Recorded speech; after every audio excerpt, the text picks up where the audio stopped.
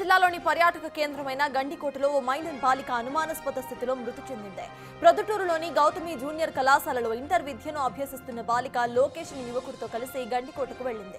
అక్కడే ఆమెను అత్యాచారం చేసి ఆపై హత్య చేసినట్టుగా భావిస్తున్నారు అధికారులు. బాలిక మృతదేహం నగ్నంగా గండికోట ధాన్యాగారం పక్కన పడి ఉంది. సమాచారం తెలుసుకున్న పోలీసులు ఆ వెంటనే కూడా సంఘటనా స్థలానికి చేరుకుని దర్యాప్తు చేస్తున్నారు.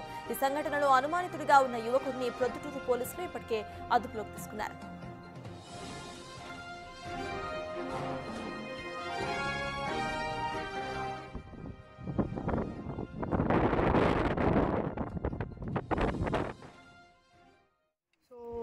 మనకి పి వైష్ణవి అని చెప్పేసి 17 years old అమ్మాయి యాక్చువల్లీ నిన్న ప్రొద్దుటూరు 1 town లిమిట్స్లోని మిస్సింగ్ కంప్లైంట్ ఇచ్చారు వాళ్ళ పేరెంట్స్ వచ్చి. మనం మిస్సింగ్ కేసు ఒకటి ఫైల్ చేయడం జరిగింది.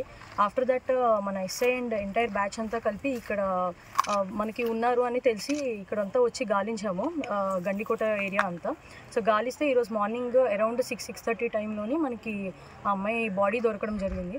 అండ్ ఆఫ్టర్ దట్ ఇప్పుడు మేము విచారిస్తున్నాము. అట్ ద మూమెంట్ సస్పీషియస్గా ఎవరెవరైతే ఉన్నారో వాళ్ళని ఇంట్రాగేట్ చేసి ఫర్దర్గా ఏమైనా ఉంటే details we will tell to media. Thank you. So మనకి పి వైష్ణవి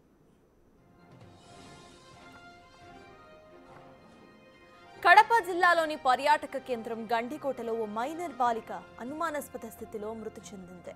ప్రొద్దుటూరులోని గౌతమి జూనియర్ కళాశాలలో ఇంటర్ విద్యను అభ్యసిస్తున్న బాలిక లోకేష్ అనే మరో మైనర్ యువకుడితో కలిసి గండికోటకు వెళ్లింది.